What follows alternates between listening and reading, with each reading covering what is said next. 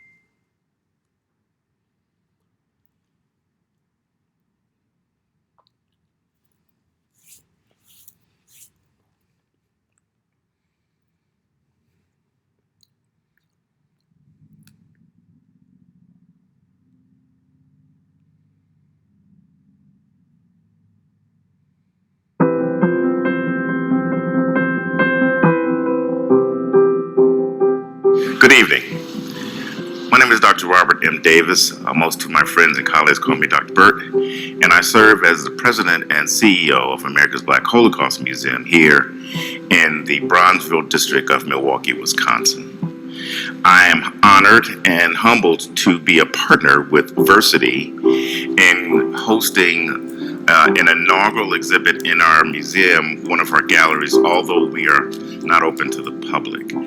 I want to take this time to thank two people who we were working with along with our staff, and that's Tani Boston and Danielle Passwaters.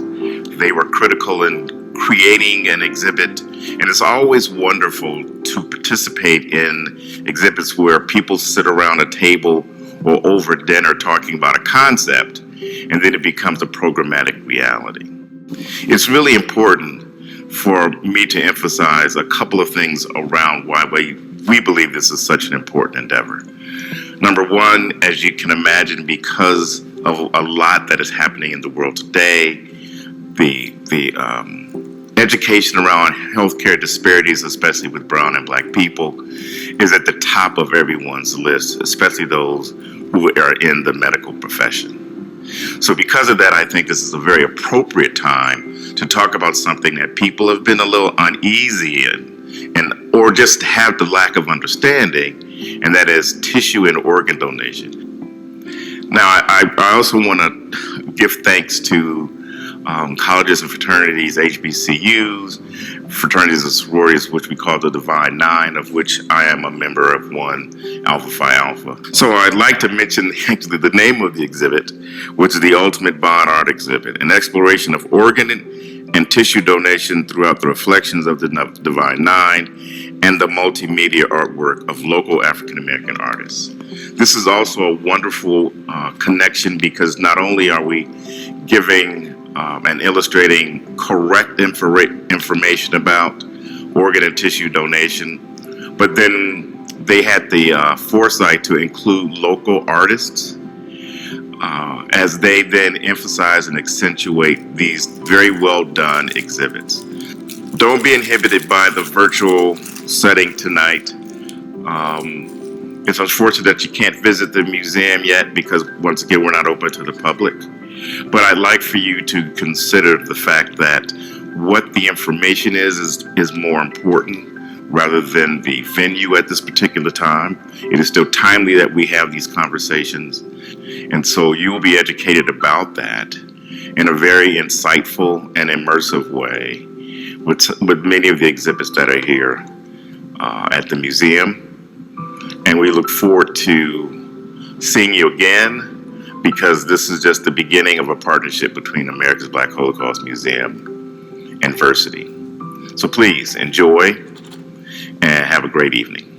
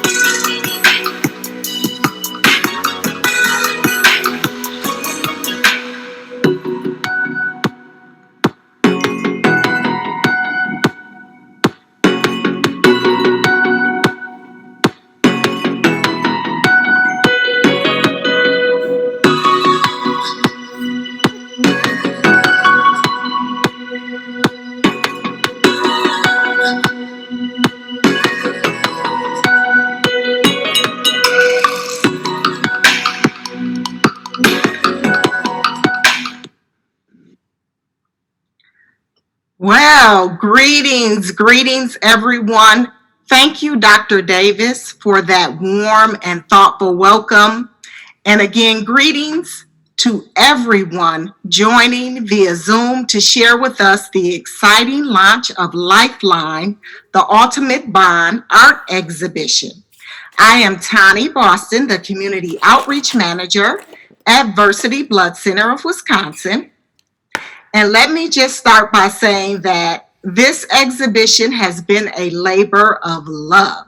There are so many people that had a hand in helping this twinkling of an idea come to life. And so please bear with me as I give credit where credit is due. First, thank you to Ayanna Anderson and Donor Network West, all the way in California, for sparking this seed of creativity and being that cheerleading squad from a distance. I'd like to recognize our major partners in this work who have served as foundational gems. They are Donate Life Wisconsin, Dr. Davis and the team at America's Black Holocaust Museum, the Mapbox Company, our creative network of local artists, and Berthina Brister and the Milwaukee chapter Pan-Hellenic Council, also known as the Divine Nine. For the sake of time, I won't do a roll call. But you will hear more about the Divine Nine experience from our D9 ambassadors who are intimately showcased as part of this exhibit. I must also pause to thank two ambitious, most dynamic, more A-type than me women who worked side by side with me the last 4 months to make this exhibit possible. My graphically talented brand awareness queen, whose work is all throughout the exhibit, Miss Ebony Ssali, and the amazing goddess who brings a wealth of art exhibit and curation knowledge, Miss Danielle Passwaters. Thank you both for bringing your passion and commitment to this project. Now, Dr. Davis has done a great job of setting expectations for us. So now, I'd like to get us started by introducing our panelists, some of whom are featured in the exhibit. We have Marion Shook. Give him a wave, Marion. Marion Shook, President of the Association for Multicultural Affairs and Transplantation. The organization does a phenomenal job supporting organ procurement teams across the country in various ways. But most of their focus is on work that addresses the unique needs of diverse communities. We have Dr. Tara Pearson with us. Dr. Pearson. She's one of the few African-American female surgeons in this region. I always refer to her as a jewel in our community. She brings all of her talent, knowledge, and expertise as an abdominal transplant surgeon to us by way of Freighter and the Medical College of Wisconsin. Colleen McCarthy. Colleen is the Vice President of Versity Organ and Tissue. She has always had a passion for service and was called to organ donation over 20 years ago while working as a critical care nurse. She has had a major impact on me, and I appreciate that she offers me a listening ear when I need to vent. When I need to vent most, she's always there. And she has this way of offering constructive feedback to me. And it's always packaged so nicely. So thank you, Colleen. Our next panelist, representing Delta Sigma Theta Sorority Incorporated, is Stacy Crouther. I've had the pleasure of serving in the community with Stacy for almost 2 years. She has shared her amazing testimony as a kidney recipient at various education sessions and at our last Code Our Gospel concert. She also works at Advocate Aurora as their System Business Diversity and Inclusion Manager. Stacy is a person who celebrates life In fact, tomorrow, she's going to celebrate National Women Riders Day by leading off the Harley ride on Big Boy.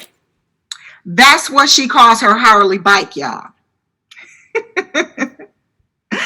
Holding it down for all of our featured artists is Kierston Ghaznavi. Kierston, too, has a personal connection with donation as a donor mom. She is a traditional artist as well as a graphic designer, and she believes that everyone is born with a destiny. And once it's fulfilled, our time here on earth comes to an end. And now, everyone should know Kobena-Marcus J. Collins. He's been a local celebrity all over the news these last couple of days, helping us promote this groundbreaking exhibition. Kobena is proudly representing the men of Phi Alpha Fraternity Incorporated. He is a diversity and inclusion advisor at Kohl's. But the realest part of life for Kobena right now is his need for a kidney. It is so real that he is actually joining us from the dialysis center as he is being treated. So this is a pretty full and dynamic panel that we have before us. And so I'm just going to jump right in with our first question, and it is for Marion. So Marion, as president of AMAT, you have a glimpse at the national landscape of organ and tissue donation as it relates to people of color. Give us a glimpse of what it looks like on that national scale. We're all here tuning in mostly from Milwaukee. And one of the things that I like to say is that this work is happening not only in Milwaukee, but in, all across the country. So again, tell us a little bit about what that looks like. Thank you, Tani. Thank you for having me.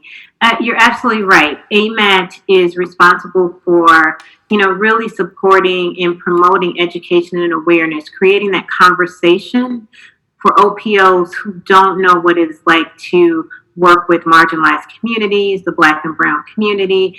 But as we take a look at this national list, there are currently over 100,000 people, more than 100,000 people, waiting for a life-saving organ. When you take a look at that, 90,000 are just waiting for a kidney. More than 90,000 are waiting for a kidney.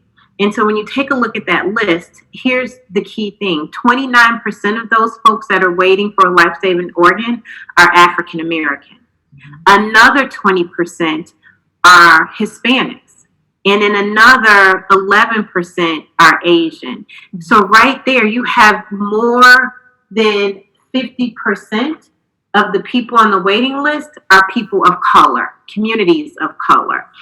And when you talk about African Americans who tend to disproportionately suffer from kidney failure due to high blood pressure, that's 20 times more than the Caucasian community. And that group is really the 25 to 44-year-olds. So you have that problem. And then when you have African Americans who are 3 to 4 times more likely to progress to end-stage renal failure due to chronic kidney disease than Caucasians, there's a challenge. There's a conversation that has to be continually had about communities of color in organ and tissue donation.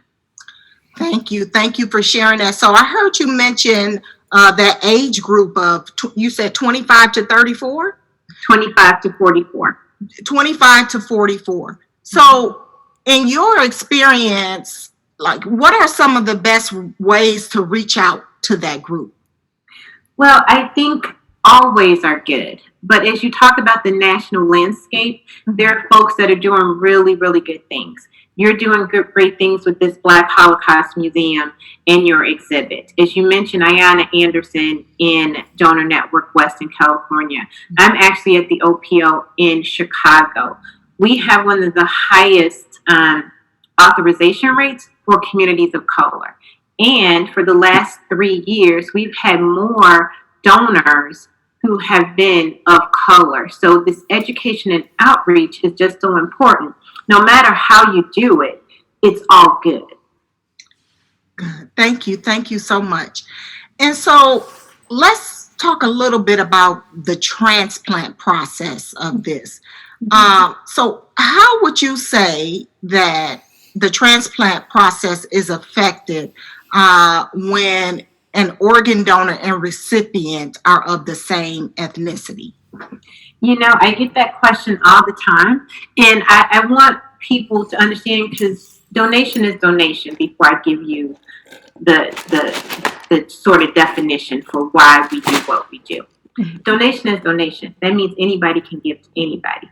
But when we talk about donation for race and ethnicity, you have to remember that our organs are not matched according to race and ethnicity. And that's something people think is true. And people of different races frequently match to one another.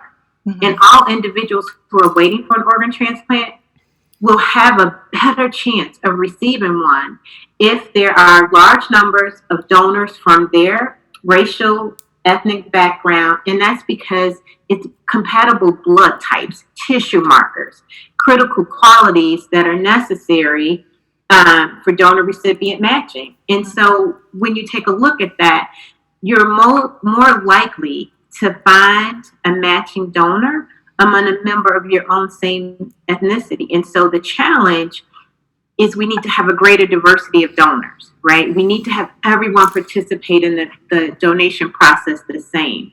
You know, when you take a look at it, African Americans tend to wait 5 to 7 years for a kidney. That's a challenge, right? If we collaborated with living donation and we had people advocate for themselves there, you can get some people off the list. But if we have more people registered to be donors, and if something tragic happens to them, they'd be able to help people in their community. That is critical for having the conversation wherever you are. Thank you. Thank you so much for that. Dr. Pearson, let's bring you into the conversation. So the majority of our brave Divine Nine ambassadors who are featured as part of this exhibition are kidney recipients or are waitlisted, as in Kobena-Marcus case. Why is kidney failure so prevalent in the African American community? So kidney failure is prevalent because of two major things. The first one being diabetes, which is like 60% of why kidney failure in African Americans and Hispanics is so prevalent. And then the second is hypertension. And the reason, you know, diabetes and hypertension are so prevalent is because they're caught late. So, you know, early detection is kind of the name of the game. It's the way to kind of stop the disease process from getting where it is. And that's the reason our patients go so far and have to be on dialysis and need a kidney more, is because they go undiagnosed for so long with diabetes and high blood pressure. And so when people of color or African Americans are waiting for an organ, I've heard it said that we tend to wait longer on the transplant wait list than some of the other ethnic groups on the list. Can you speak to that? I would have to agree with Marion when she said earlier, one of the largest reasons or greatest reasons we wait as long is twofold. One, we're diagnosed later. So we start dialysis later, and just kind of in general on the wait list for a transplant, especially in our state, just for Milwaukee, the normal wait time is 3 to 5 years. But African Americans actually wait, 5 to 7 here in our city. And that's because of one, blood typing.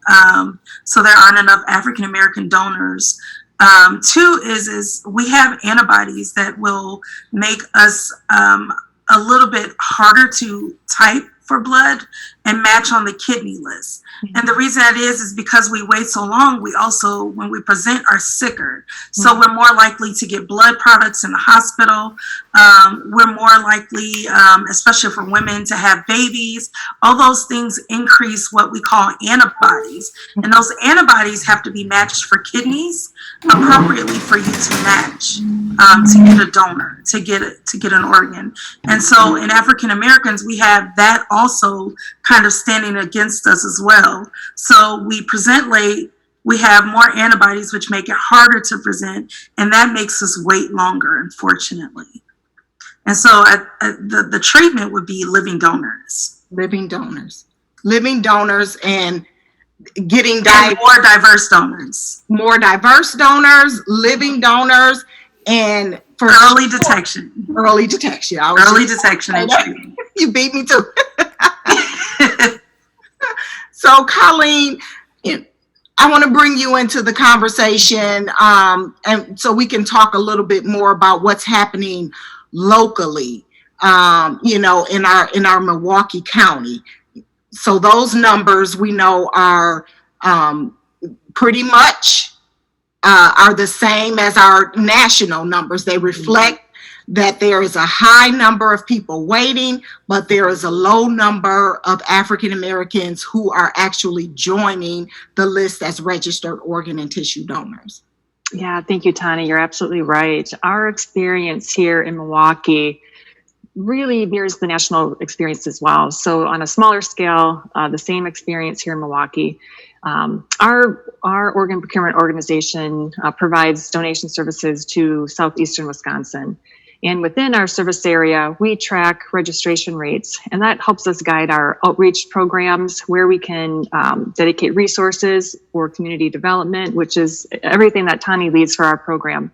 And what we see in Milwaukee County specifically is that of all of the people that have a driver's license or an ID, only 25% of African Americans have registered to be an organ donor.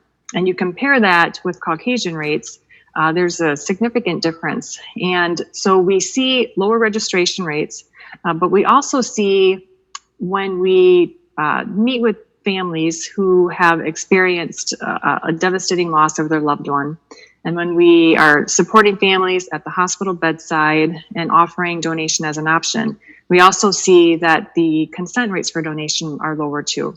And so both of those data points help us understand where we can make an impact and where we need to shape our program so that we can help patients on the waiting list.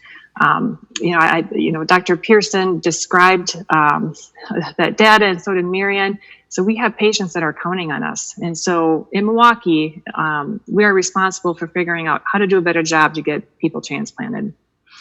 Thank you, Colleen. And you mentioned the work at the bedside. And I know that we have done a lot in the last several months to really hone in on the work that we do at the bedside and really being able to connect with patients. Can you talk a little bit about that? Oh, yes. So when we took a look at our data and did some reflection on where we can improve our program, one of the areas we identified as a priority is how we support our donor families. And so we created what we call a family services department.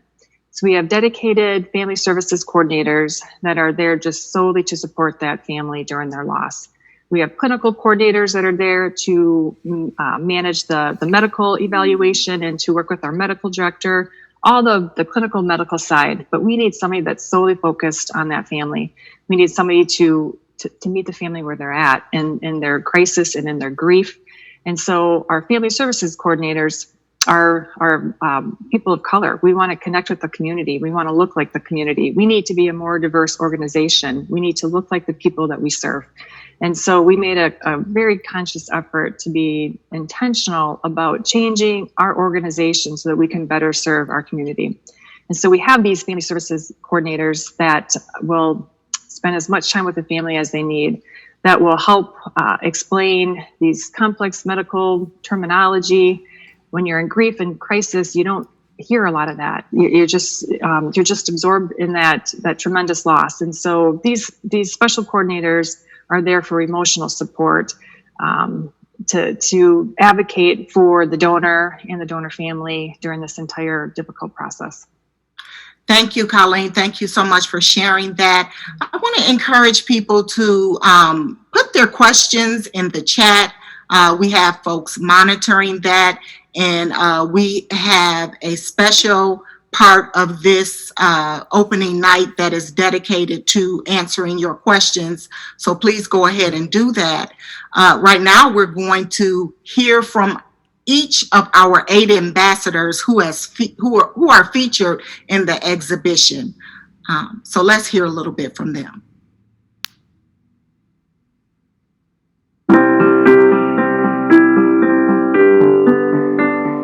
There are more than 100,000 people waiting to receive an organ. And so if I could say anything to help someone in the community make up their mind, I would ask that you truly find out what it really means to be an organ donor. And I'd also ask that you listen to the voice inside, because it's different from anybody else, and follow it. The greatest gift we can give is love to our fellow man. And knowing someone who is in need of a kidney or any other organ that you could give would be to do all you can for all the people you can in all the ways you can.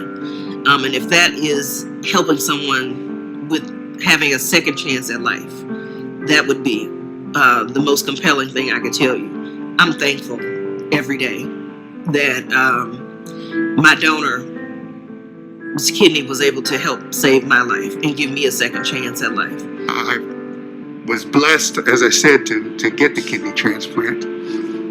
My organization, Omega Psi Phi, has a regular blood drive in an effort to get the information out about donating blood. But tissue and organ donation is also very, very important. And I'd like to encourage people to get more information and consider how they might be able to contribute. So it's really sad that there's 100,000 people that are waiting eagerly for organs. What I would say to the people who could possibly give that person an organ is, do your research. Find out what life is like after donating an organ. Whether you're a living donor or even if you just sign your driver's license so that in the unfortunate situation where you were to pass away, that organ's available for somebody else. I personally believe that we don't need to take these organs to heaven. We could leave them right here on earth so that someone else could live. So please, if you're undecided, please just do it. We don't know who in our family or community that may need a kidney or any organ, transplant, or tissue donation at a later date. Organ donation has affected my life in a very positive way. It basically has extended my life. I was diagnosed with myelodysplastic syndrome, which could become leukemia, and because of bone marrow transplant, I've been cured of the cancer. I thank God. I really did. The process wasn't that long for him to be on the wait list for a kidney. And then just seeing how, the changes in him eating it and then the growing, and it became more fun, even though he can't do like a lot of the touch sports, but there's still things that we could do together, and he's not as tired and stuff like that. So it's just like, I don't know, it's just awesome to know, like, okay, he has a little bit more time left. I don't have to worry about, it's still certain things that I have to worry about, like making sure that he's drinking his water and, taking his medicine. But the part of before, you never know what's going to happen. I don't have to worry about what if he don't ever get a transplant, or could today be the day? As a result of going through my situation, one of the main things that I'm trying to do I've already lost my kidneys. There's nothing I can do about it other than wait until somebody is gracious enough to give me one, whether they're alive or if they're deceased. What I can do, though, is make sure that people know that this is a silent killer. I had no symptoms.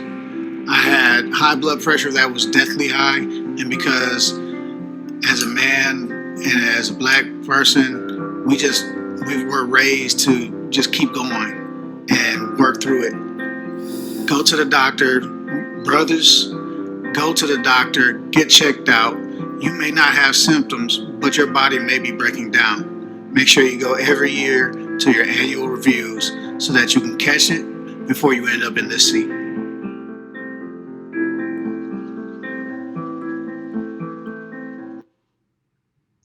Again, I want to say thank you to all of our D9 ambassadors for just coming forward and saying, raising their hands and saying, I'm willing to tell my testimony.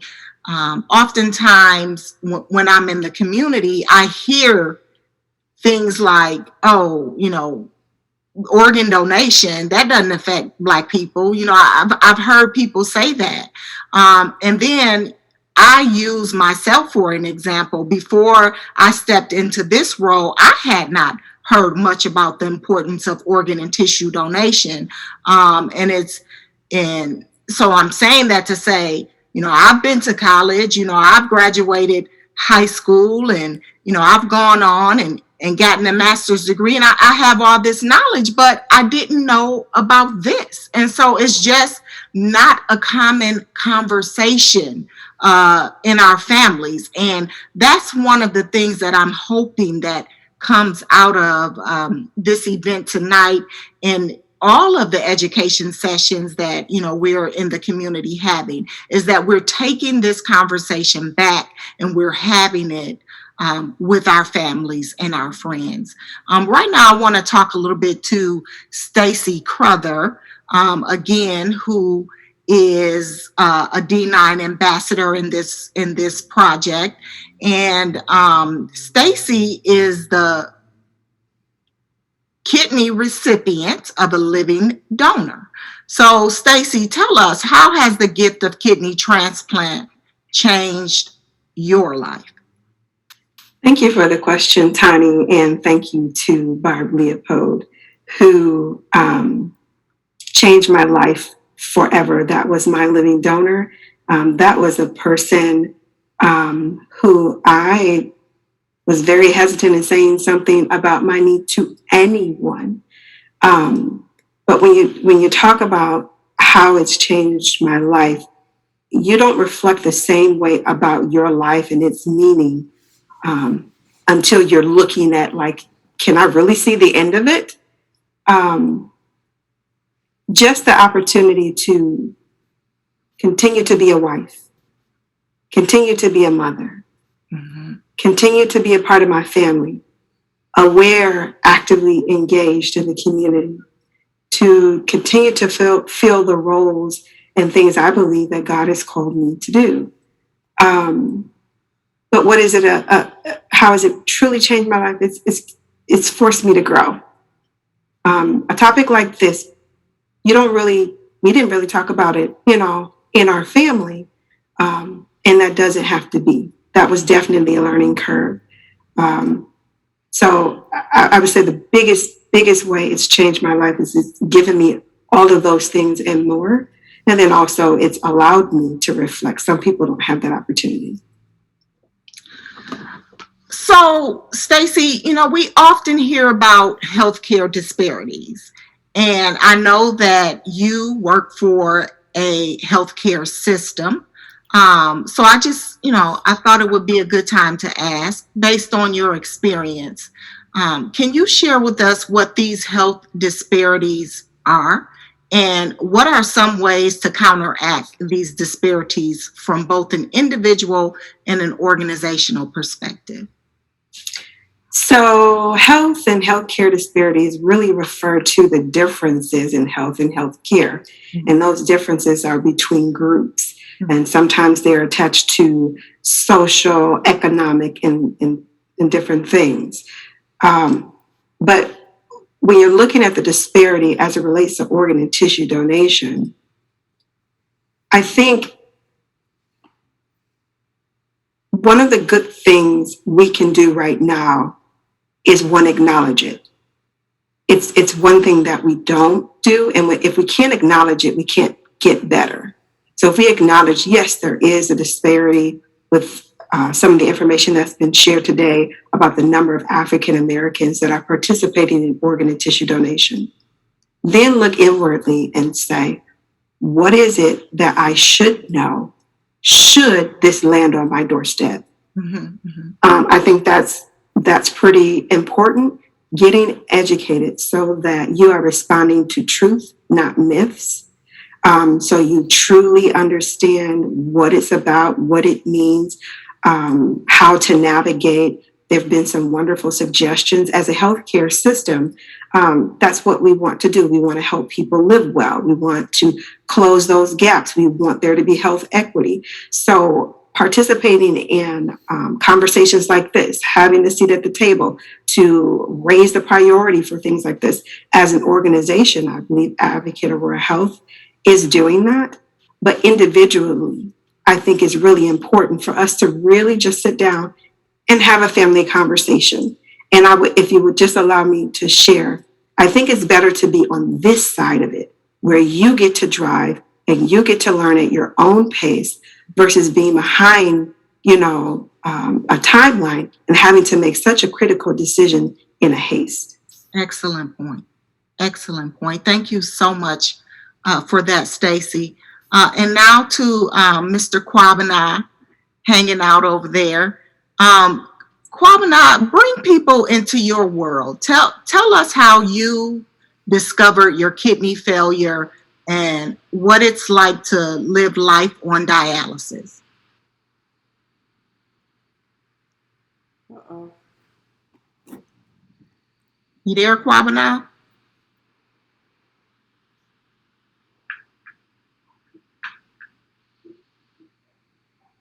Can you hear us, Kobena?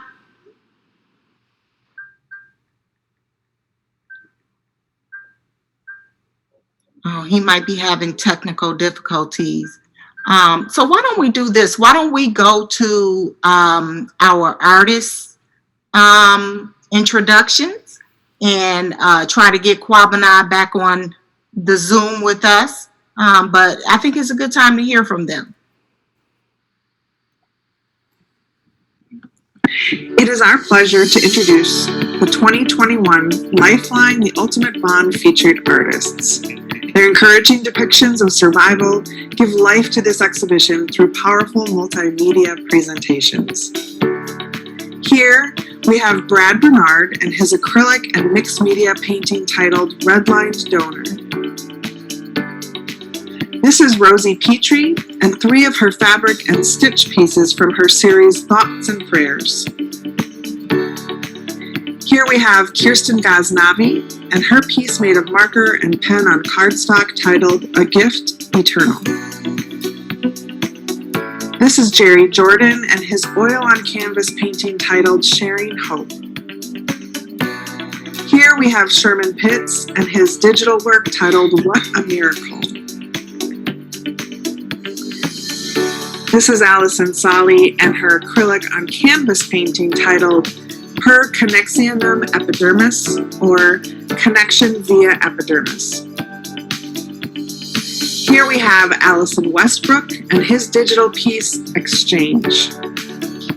And finally, all of the photography and videography that you see throughout the exhibition and online is the work of the talented Mr. Terrance Sims.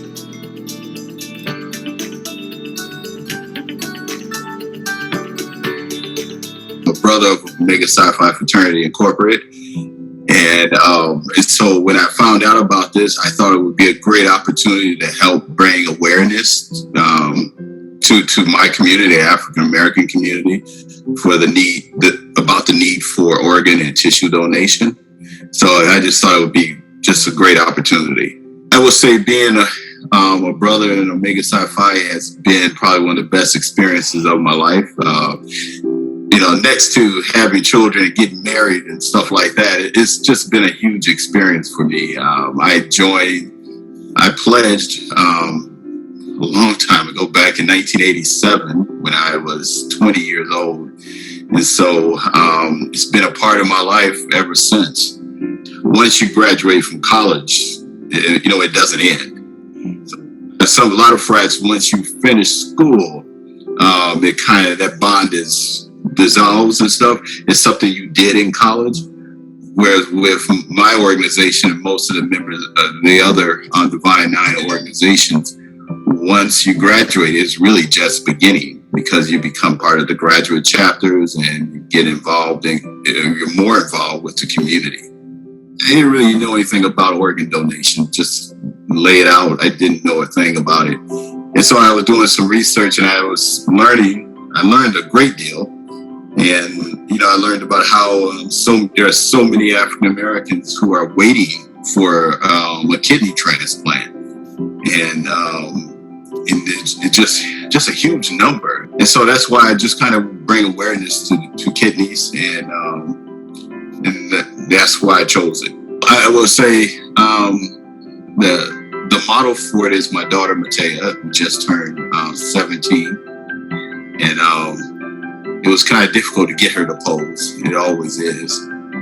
It kind of reminded me kind of more like a classical pose, which kind of made me think of like the mythical gods, which led me down the line of African mythology. And so there's a goddess, Ocean, I think that's how it's pronounced, and she is the goddess of life. And so it seemed to work perfectly with organ donation, giving the gift of hope, life. So that's the thinking behind it. Though this exhibition came to fruition under the cloud of COVID, we were really committed to focusing on the future of this traveling show and the powerful impact that it could have in the Milwaukee community. We kept coming back to the mission and the themes of the exhibition, that of connection and bonding. And we wanted to find ways to replicate them within not just the physical space of the show, but also with one another. When we engage with one another and interact with physical objects, we begin to understand these things on a more cognitive level.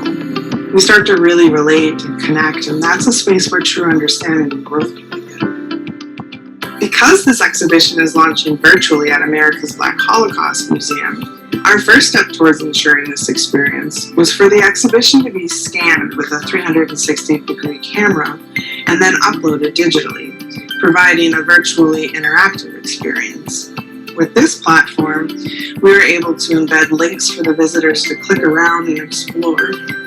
You'll find video links to interviews with the Divine Nine members, telling their transplant stories, and links to recordings of some of the artists talking about their inspirations behind their work, and also a link to an interactive map of Wisconsin developed by Mapbox, where visitors have the ability to click through by county and easily visualize the staggering numbers of Wisconsin residents on the transplant waiting list.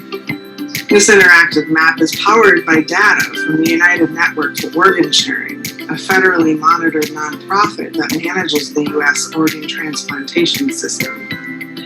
As you navigate through the exhibition, you'll also find QR codes on many of the walls, offering even more information from diversity on those organs and historical data with connections to the Black community.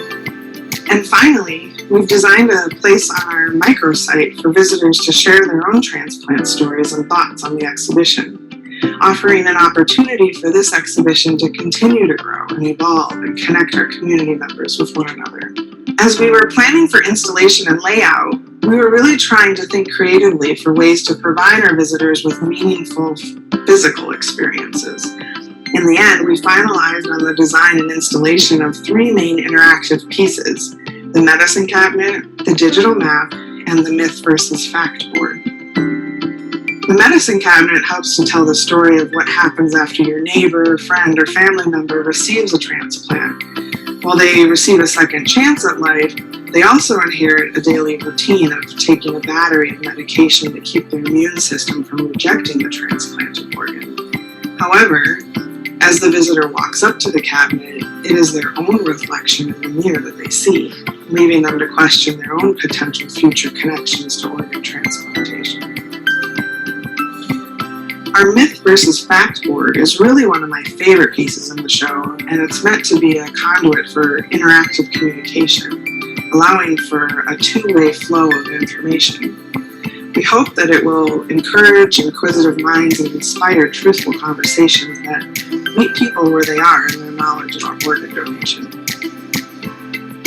And finally, our digital map, as I mentioned earlier, offers a way for visitors to visualize the real urgency and need for organ donations right here in Wisconsin. So we hope that you will click through the show virtually, learn about the science and history of organ donation, hear real stories of organ transplant survivors, and share your own stories. But ultimately, we hope that you will consider signing up to be an organ donor yourself. It really is one of the most powerful things you can do for someone.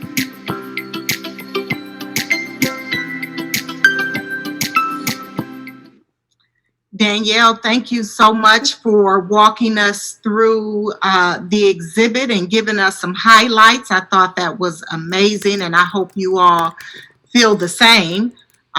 You stay tuned for a email from us with the link to an actual website that you can walk through the exhibit virtually. So you can zoom in, zoom out, walk around corners. It's amazing technology. So that will be coming to you before the end of our opening night.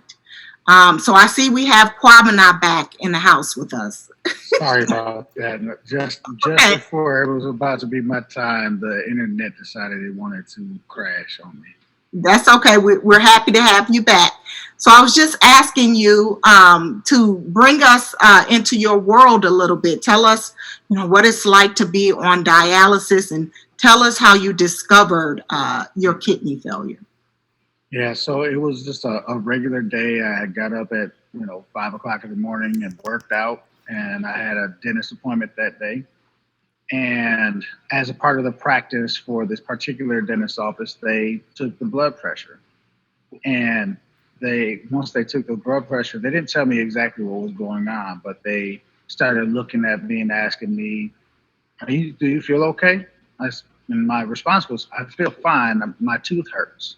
And they kept asking me about how I was feeling, and I kept telling them my tooth hurts. And then they brought a doctor down to come take a look at me and ask me, are you feeling okay? And I told him, my tooth hurts. Can we talk about my tooth? And so what they told me was, well, your blood pressure is 213 over 137. That is, so for those who don't know, anything above 160 is high risk for a stroke and heart attack. Apparently, my blood pressure had been high for a significant amount of time because they started doing tests. They weren't going to let me walk out of the dentist office by myself. They were going to make me take the emergency an ambulance. But because I had no symptoms, they allowed me to promise, go to the doctor. So I went to the doctor. They started taking tests, and they got me on blood pressure medicine. And in May of 2019, I had a biopsy and found out that 85% of my kidney was dead. And so as many people, I was like, okay, well, I'll just eat better. I'll stop drinking things that I'm not supposed to be drinking, and I'll take some extra vitamins.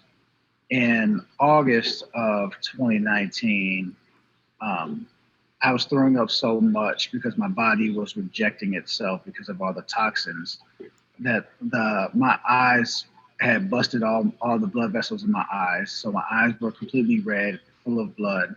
And I went and got one more last opinion, and they said, you need to go. And after I got hooked up and did my first treatment, the doctor said, had I not come in then, it was very likely that I would have died. And so from there, it's just been a process of trying to figure out what does this mean for me in my life. And I have a 8-year, my daughter will be 8 next month. I have a wife, I provide for my family. So it was a huge stressor, which causes, stress and higher blood pressure. How am I going to continue to live? And at the time, my insurance didn't cover any of this. And so again, it's that, cycle of I have stresses because I'm, I don't have what I need to survive, but I'm actually literally going to die if I don't get those services that I don't have insurance to pay for. So eventually I did get the right type of insurance, and fortunately 2 years later, I'm still alive, waiting for somebody to be gracious enough to donate a kidney.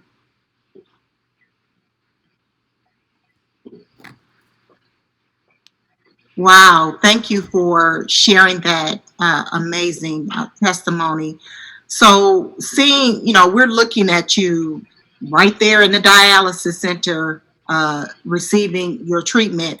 And I know people who have become just content with being on dialysis.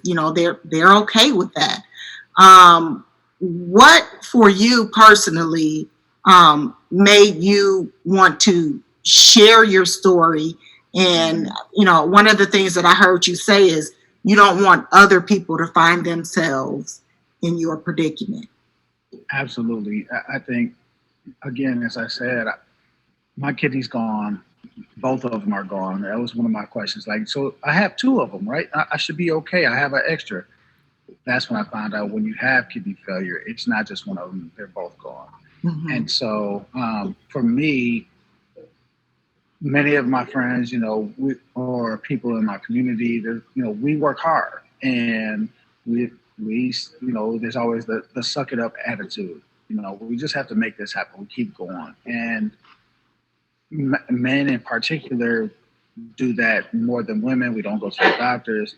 I don't want somebody else to be in this same situation. It's completely, avoidable. Had I gone to the doctor and found out about my blood pressure early, that's one of the two things that they've talked about is high blood pressure over a long amount of time.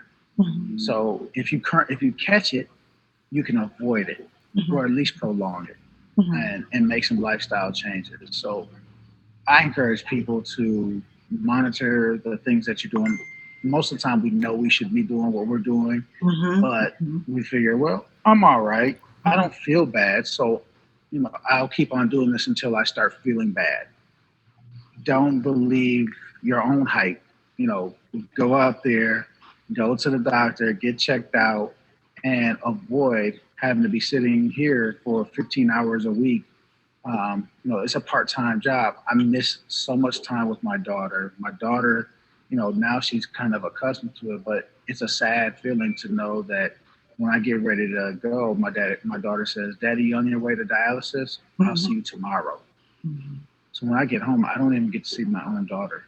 Mm-hmm. And, I was always an extremely involved father, mm-hmm. always with her. And it cut my time in half.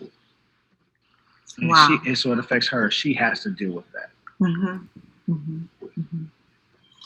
So, again, I want to encourage people, if you have questions, to drop them into our chat.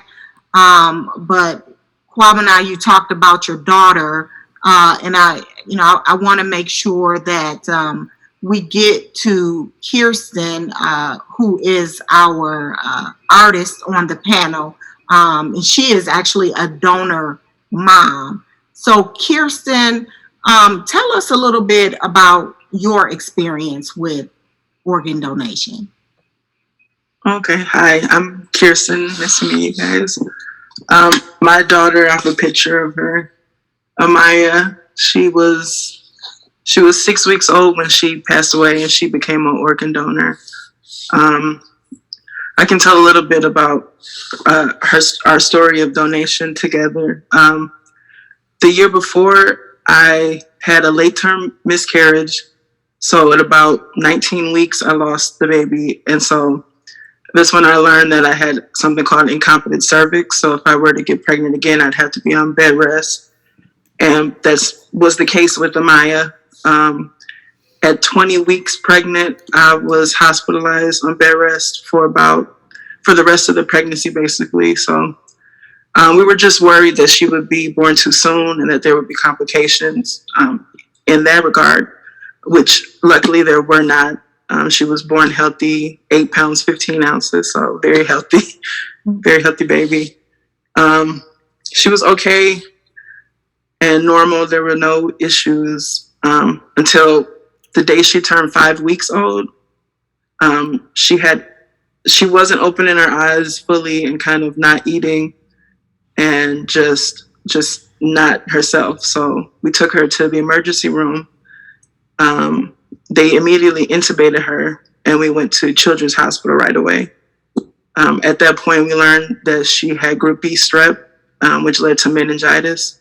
So for 4 days, we waited in the hospital to kind of figure out what was going to happen, if she would be okay. And that's when we learned that she had been pronounced brain dead. So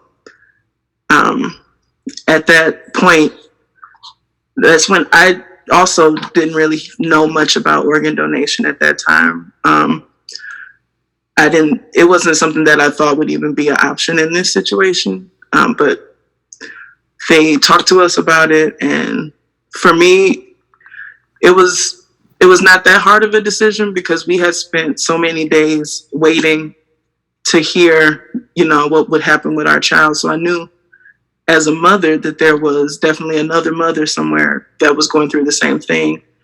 And if we had an opportunity to change the outcome for that family, whoever that is, it was an easy decision for me to make. So what a blessing. And I know that your piece that you worked on for the exhibit really kind of speaks to that. Do you want to talk a little bit about what I noticed is the heartstrings? And so I just want you to tell us a little bit about that. Yes, like from my personal experience, we never met that donor or that recipient family, but there's always going to be a connection to our stories. So I wanted to show that with the heartstrings. So I once volunteered for Wisconsin Donor Network and Blood Center, so I would tell these stories, and I got all the Donate Life stuff. So I know green and purple was Donate Life colors. So green represents the donor's family's connection, and the purple was the recipient family. So the string from the mother to the baby, it kind of represents my story and Amaya's story, that we'll be connected forever. Then there's the green and purple together with the recipient and Amaya, or the baby. And then the purple string from the recipient child and his mom.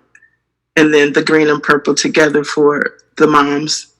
So just kind of this eternal circle of connection that organ donation kind of, it impacted 2 different families in different ways, and we'll be connected forever because of that. Kierston, that is just beautiful. Thank you so much for being a part of our exhibition and, partnering with us through the years to share that powerful story and to let people know that, organ donation affects us, and here's my story. So thank you for telling your story and being a part of this community. At this time, I would like to open up the panel discussion for questions, if we've gotten any from our audience. Erica, please let us know. Yeah, we're still waiting on questions. So if anyone has any questions, there is a Q&A feature. You can submit them there.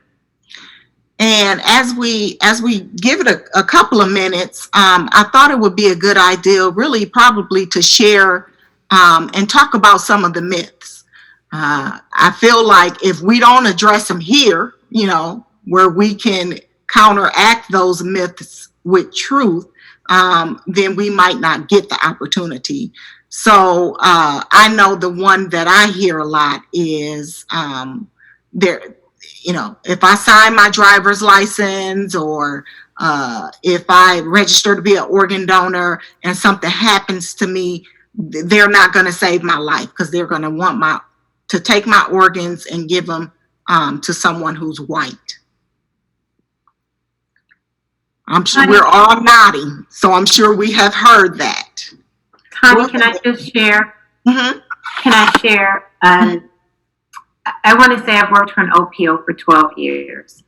And 2 years ago, I lost my husband. Mm-hmm. And it was a beautiful day. We were riding our bikes, and he had a heart attack. But what I recognize is that even though I work in an organ procurement organization, we participate in the organ and tissue donation process as employees. We are not immune from everything that happens due to death. Death is going to come to all of us. I have a saying, or someone has a saying, 100% of the people that we love are going to die. Mm-hmm. And we are 100% to someone else. And so when I had to make that decision, because I talk the talk every day about organ and tissue donation, I now have to walk the walk as a donor family. And so you had a question, why should the Black community trust the organ and tissue donation process? It is because I absolutely understand that we have a righteous mistrust of the healthcare community. I understand that. But I also recognize that we can create this legacy for our loved ones. But just like Kierston, just like myself, we can give someone like Stacy, Kobena, the opportunity to have a second chance at life. I miss my husband every day. His tissue recipients can see again. But we have to not be selfish. We have to be selfless and say, we recognize what happened 40, 50, 60 years ago, but modern technology has changed. We are not saving just our lives, but people in our community, our neighbors. And so we have to let go of this mistrust and start saying, how can we help people? How can we walk that walk all the time? I think one of the women in your video said, we don't need to take healthy organs to the grave with us every day. Makes no sense. But as someone who has created a legacy for my husband, has given somebody a second chance at life, I think it's important that we start to trust, and to your point earlier, to start to have a conversation, not just at funerals, all the time. Right, that's right. Mm-hmm. Thank you, Marion. I think you've had that direct experience, and I appreciate you being able to share from both sides, doing the work and then, being there for your loved one and seeing them pass, and being able to walk the talk, as you said. So thank you so much for sharing that. So if there is one lesson, word of advice, fact about organ and tissue donation you would like people to remember from this webinar, what would that be? I'm just going to throw that out there for anyone. If there was just one thing you wanted people to remember. This is Kobena. I'd like for people to realize that though, in order for me or anybody to receive a kidney, there are certain things that have to match, but there are programs that allow for you to donate to on behalf of someone that is not a match for you. Mm-hmm. So, for example, if I have a friend that wants to donate a kidney, and he's not a match for me, but he's a match for Stacy's brother, and Stacy's cousin wants to donate for her brother, but he's not a match for Stacy's brother, but is a match for me, I can get his kidney and he can get my friend's kidney. Mm-hmm. So there are opportunities for you to donate directly on behalf of your loved ones or somebody you don't know, and they might not receive that exact one, but they'll receive a kidney significantly faster than if we have to wait another 3 to 5, 7 years. So That's right. So that would be the kidney or the organ exchange program that he is referring to. Stacy, you're nodding. I know you received your kidney from a living donor. Would you like to talk a little bit about that? Yes. And when I first became aware, and some of you know my story, that I was in need of a kidney, I felt like I did what I was supposed to be doing. I went to the doctor when I was supposed to go to the doctor. I didn't do those things that our parents tell us not to do. So how could this happen to me? So when it landed on my doorstep, it was very difficult for me to even comprehend. I have shared before that I was somewhat paralyzed. Mm-hmm. My husband, my family, walking about from day to day, and I'm sitting there and I could not even speak the words to tell my husband that, hey, they said I needed a kidney. I don't want that for anybody. Mm-hmm. If I, kind of piggybacking off what Kobena was saying, if I could ask anyone to take anything away from this conversation, it would be to get educated. It could be, you look at it like, oh, helping somebody else, but it honestly could be you, your child, your grandparent, closer to home than you ever could have imagined.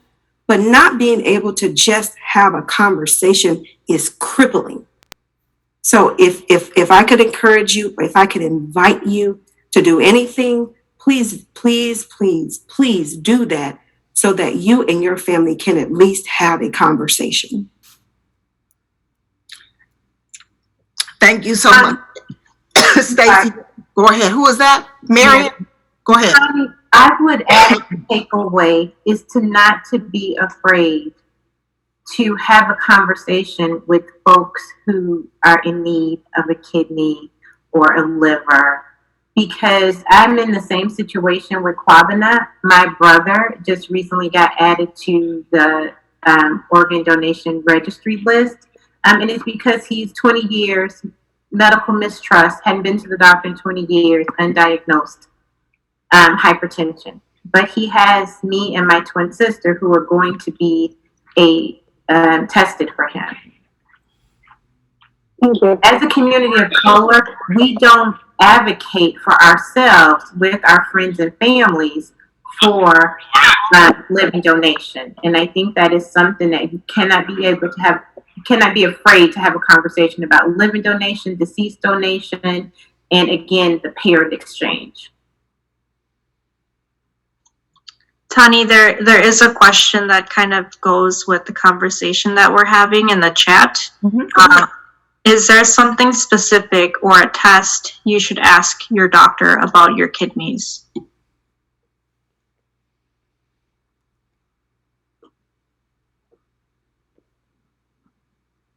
I don't know the answer to that. I have something similar. So, an easy indicator, which I found out from personal experience, is part of what your kidney is supposed to do is filter out protein and things like that.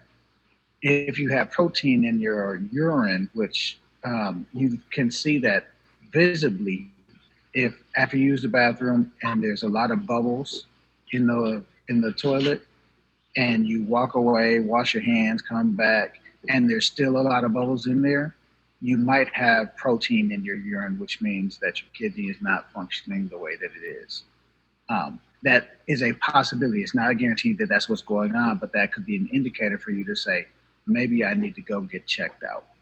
So that's something you don't even have to go to the doctor for. You can just check yourself, tomorrow or tonight when you go to the bathroom. So again, it's about awareness and making sure that you if you see a sign, get checked out.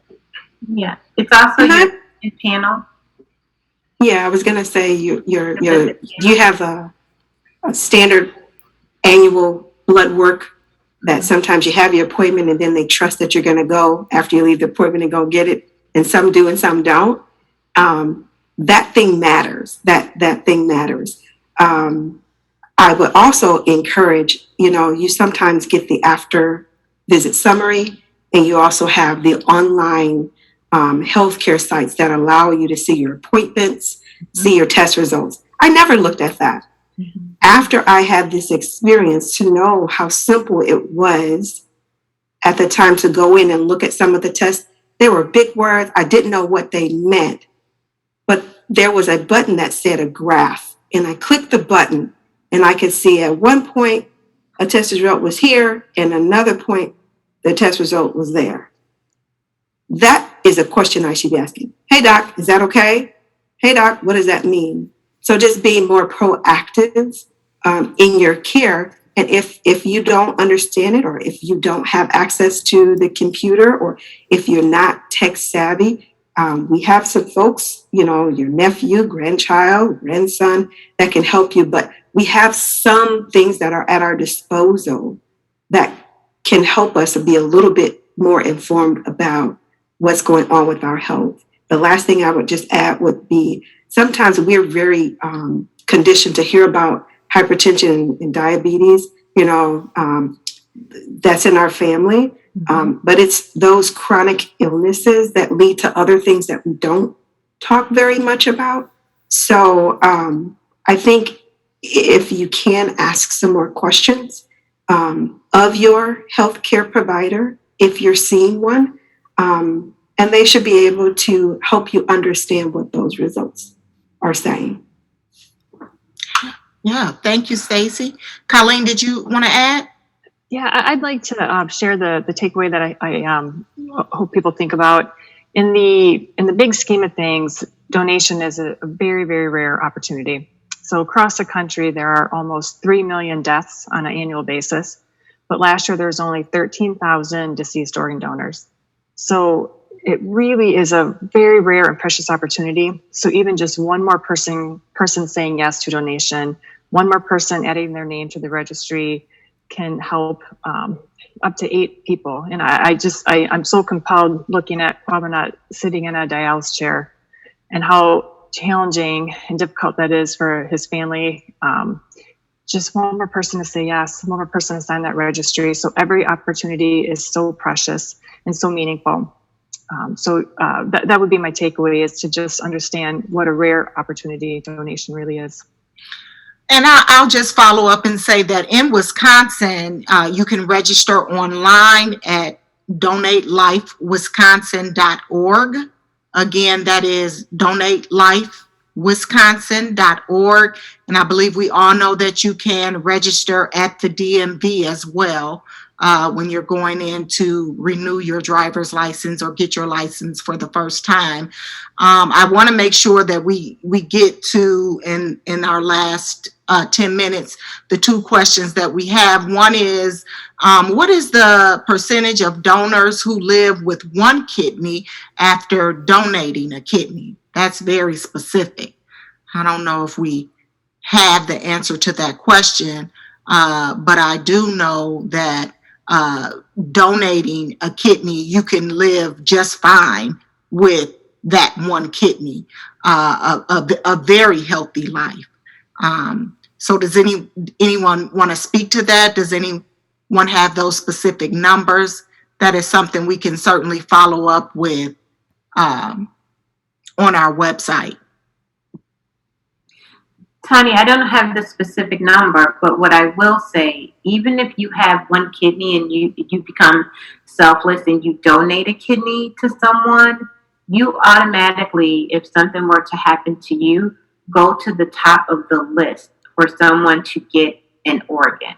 So the system is designed, one, for you to help someone else, but also that you would be helped in the event that your kidney should not be working at an optimal point after you've given a kidney. So, that's the thing that you should be aware of, that in helping someone else, you can also help yourself as well. It's a very selfless gift, but I don't know the actual number about the percent of someone and what they do and how they navigate life with 1 kidney. Okay. Does anyone have any final thoughts? Colleen, you look like you have something. The final thing I'd like to share is that in our line of work and working with organ donor families, what we see is incredible meaning and comfort and peace when families say yes to donation. It helps with that healing process. So, I look at Kierston so many years later here, she's memorializing her daughter's gift. And I think that is beautiful. Without that donation, this would not be an extra piece of comfort for Kierston. So there's incredible healing power in donation for donor families too. And so it not only benefits the recipients, but also the families when they leave that legacy. Thank you, Colleen. So I want to be sure to say again, thank you to everyone who joined us today, whether you have been tuning in for the majority of the week and catching us on TV promoting this event and decided to join today. We really appreciate you for tuning in. I want you also to know that you can be a lifesaver. It's easy to register. Like I said, you can visit donatelifewisconsin.org. You can visit your DMV when you're registering for your license or getting a new one. You can mail in a form. So it would just be a matter of printing it out at Donate Life Wisconsin, filling it out and mailing it back. I also want to thank again our partners in this work. We could not have brought this exhibition to life without all of you. By now, you should have received your link to actually go into our site and walk the exhibit virtually. So we hope that you enjoy it. We hope that you also visit lifelineexhibition.org and share your thoughts about the exhibit with us. We're always looking to partner with the community. That's just what we do at Versity. And we do that through our Code R programs for churches. Code R stands for Churches for Organ Donation Education and Registration. We also have a Code R for classmates as well, where we go into the high schools and partner on college campuses. So if you have an opportunity to host an education session, we would love to partner with you on that. And then I also wanted to let everyone know that the exhibit is actually a traveling exhibit. So if we have other businesses, community organizations, schools, different health fairs that would make sense to have something like this educational exhibition, we would love to hear from you as well. So my contact information is right there on the screen. And I would love to hear from you. Is there any support groups for anyone waiting on a kidney? Oh, Stacy, that's a good question for you. Yes. So if you are currently waiting for an organ, wherever you are being served from a healthcare perspective, they should have a support group. It could be, for example, the abdominal transplant group. You may want to talk with your nurse coordinator and ask when those meetings are. Sometimes they're monthly, bi-monthly. It depends on the organization, but please ask your nurse coordinator. And there's also a support for those after you've given as well, because you would have a different nurse coordinator on the other side. So talk to your healthcare provider if you are on the waiting list and ask when those support groups are. And I believe also there may be some in the community as well. And guess what? You can reach out to any one of us on the panel if you are having a difficult time still identifying, because we truly understand. So please feel free to reach out to us. Thank you. Thank you so much, Stacy. And then I also want to remember to say that if you are tuning in outside of Wisconsin, you can also register.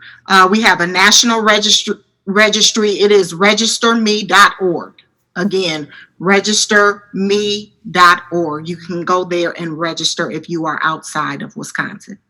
So I think that brings us to the end of this opening night. Again, it was magnificent. I am so honored to be able to bring this exhibit to our community. I hope it travels to many places and inspire many Wisconsinites to register. And so again, if you have questions, if you want to host the exhibit, if you want to bring an education session to your network and your specific community, please feel free to reach out to us at any time. Bless you all and have a good night.